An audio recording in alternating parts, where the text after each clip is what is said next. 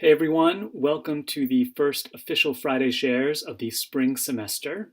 Today I'm going to share 3 examples of good work with a really important issue that I've been hearing a lot about from you in the past couple of weeks, and that is effective, manageable communication with your students. I know that it can be very time consuming and complicated staying on top of all these different students in all these different places in all these different time zones. And so keeping students on task and keeping students engaged with you and positive about the course is a really important part of these first few weeks.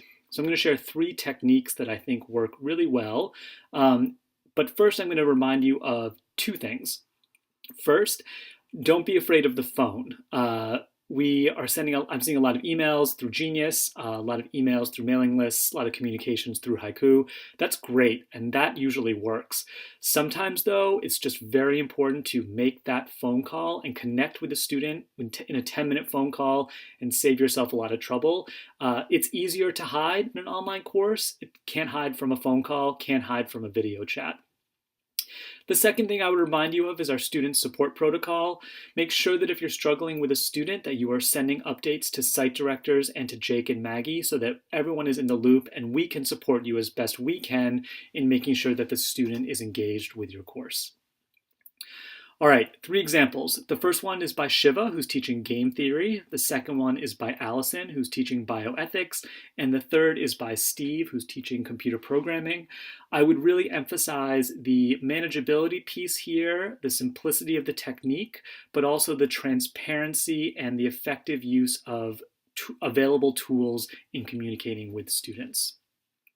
All right, we're going to start with the absolute simplest form, which is Shiva's email to the entire group. And you'll see here just a brief email Shiva sent to his group. It looks like he has created a mailing list in Gmail to communicate easily with all of his students in one fell swoop.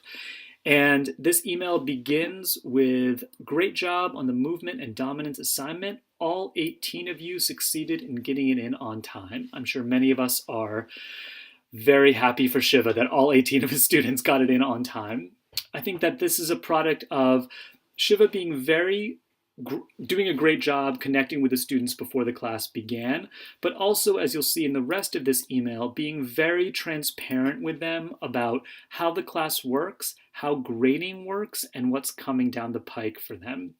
And of just a couple of short paragraphs, he walks them through his policy, he lets them know what's happening, and he really clearly states how the course is going to go for the next week. The more transparent you are about your intentions and your plans, the better students will be at keeping on top of their tasks. So a group email sounds like an almost primitive way to communicate effectively, but it's a great way to communicate effectively. The second example is from bioethics. Here, Allison, at the top of her page on the left, has created an announcements page. And here, as you can see here, she's just slowly creating a library of videos where she is making announcements. I'm going to watch a little bit of the video and then I'm going to talk more about it. Morning, bioethics students. Hopefully it is not as cold where you are living as it is here. I'm getting a little bit tired of the frigid weather. Anyway, on a different note, I wanted to clarify a few questions that have come up. The first is, when are assignments due? What I like about this video is you'll notice that Allison said, "I want to clarify a few questions that have come up." She has been gathering communications and emails from her students and noticed that there's some overlap among what they're asking her. Rather than responding to all those emails individually, she's decided to make a video where she can answer all those questions at once. It's a great time saver.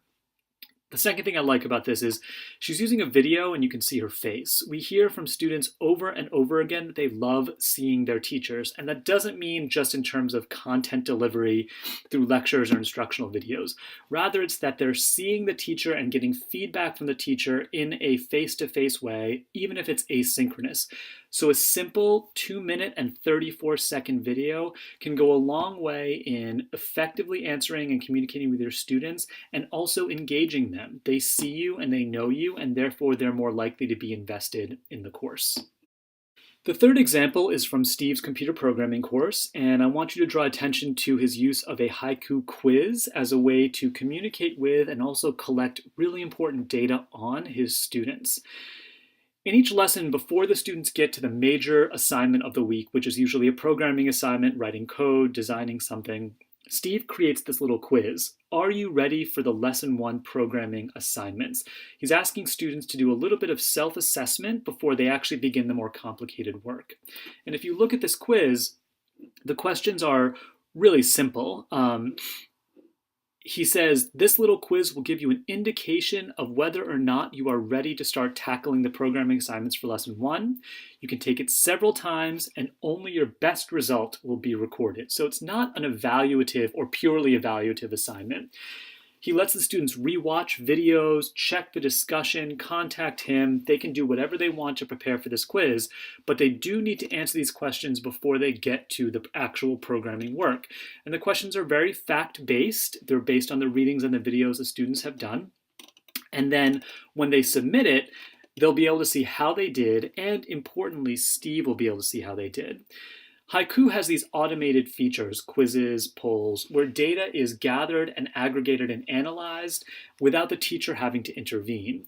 So what the students can see is, oh, I'm ready for this or I'm not ready for this, without Steve having to do much work.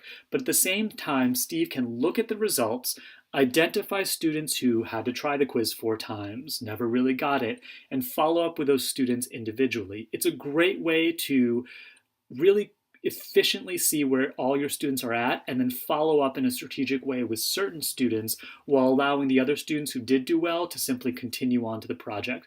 So there's no delay and there's none of that time-consuming email back and forth when you're using these automated features in Haiku. So that's it. Great work this week. You are all working really hard, and we really appreciate the work you're putting into getting the classes going. I promise you it smooths out over the course of the next couple of weeks, but I encourage you to think really strategically about communication. There's lots of tools at your disposal for helping make sure your students are getting lots of different looks at your course and at the material and at reaching out to you. If you need any help with that, just let me know. In the meantime, have a great weekend.